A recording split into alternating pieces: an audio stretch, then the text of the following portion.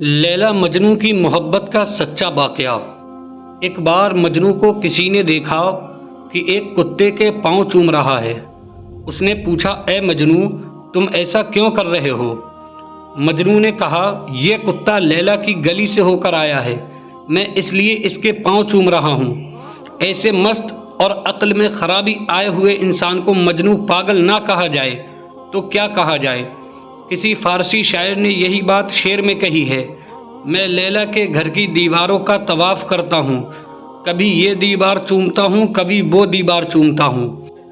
اور دراصل ان گھروں کی محبت میرے دل پر نہیں چھا گئی، بلکہ اس کی محبت جو ان گھروں میں رہنے والی ہے۔ ایک دفعہ شہر کے حاکم نے سوچا کہ لیلا کو دیکھنا چاہیے کہ مجنو اور اس کی محبت کے افسانے ہر ایک کی زبان پر ہیں۔ جب سپاہیوں نے لیلا کو پیش کیا تو حاکم حیران رہ گیا کہ ایک عام سی لڑکی تھی، نہ شکل نہ رنگ نہ روپ تھا۔ اس نے لیلا سے کہا، تو دوسری حسیناؤں سے زیادہ بہتر نہیں ہے۔ لیلا کہنے لگی، خاموش رہو، کیونکہ تو مجنو نہیں ہے۔ لیلا کو دیکھیے مگر مجنو کی نظر سے۔ ایک بادشاہ نے لیلا کے بارے میں سنا کہ مجنو اس کی محبت میں دیوانہ بن چکا ہے۔ اس کے دل میں خیال پیدا ہوا کہ میں لیلا کو دیکھوں۔ جب اس نے دیکھا تو اس کا رنگ کالا تھا اور شکل بھدی تھی۔ وہ اتنی کالی تھی کہ اس کے ماں باپ نے لیل رات جیسی کالی ہونے کی وجہ سے اس کو لیلا کالی کا نام دیا۔ لیلا کے بارے میں بادشاہ کا خیال تھا کہ وہ بڑی نازنین اور پری جیسے چہرے کی ہوگی، مگر جب اس نے لیلا کو دیکھا تو اس سے کہا، تو دوسری عورتوں سے زیادہ خوبصورت نہیں ہے۔ جب بادشاہ نے یہ کہا تو لیلا نے جواب میں کہا، خاموش ہو جا، تیرے پاس مجنو کی نظر نہیں ہے۔ اگر مجنو کی نظر ہوتی تجھے دنیا میں میرے جیسا خوبصورت کوئی نظر نہ آتا۔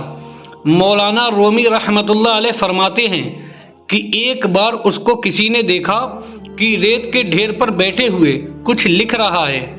اس پر انہوں نے کہا، جنگل میں ایک آدمی نے ایک بار مجنو کو دیکھا کہ غم کے بیابان میں اکیلا بیٹھا ہوا تھا۔ ریت کو اس نے کاغذ بنایا ہوا تھا اور اپنی انگلی کو قلم اور کسی کو خط لکھ رہا تھا۔ اس نے پوچھا کہ مجنو، شیدا تو کیا لکھ رہا ہے؟ تو کس کے نام یہ خط لکھ رہا ہے؟ مجنو نے کہا، لیلا کے نام کی مشق کر رہا ہوں، اس کے نام کو لکھ کر اپنے دل کو تسلی دے رہا ہوں۔ ایک دفعہ ایک آدمی نماز پڑھ رہا تھا اور مجنو لیلا کی محبت میں غرق تھا۔ وہ اسی مدہوشی میں اس نمازی کے سامنے سے گزر گیا۔ اس نمازی نے نماز پوری کر کے مجنو کو پکڑ لیا اور کہنے لگا، تو نے میری نماز خراب کر دی کہ میرے سامنے سے گزر گیا، تجھے اتنا نظر نہیں آیا؟ اس نے کہا کہ خدا کے بندے، میں مخلوق کی محبت میں گرفتار ہوں، مگر وہ محبت اتنی حاوی ہوئی کہ مجھے پتہ نہ چلا کہ میں کسی کے سامنے سے گزر رہا ہوں، اور تو خالق کی محبت میں گرفتار ہے کہ نماز پڑھ رہا تھا، تجھے اپنے سامنے سے جانے والوں کا پتہ چل رہا تھا۔ اللہ اکبر۔ دوستو، اگر آپ کو یہ واقعہ پسند آیا ہو تو پلیز اس واقعے کو ایک لائک کریں اور آگے شیئر لازمی کریں۔ السلام علیکم ورحمۃ اللہ۔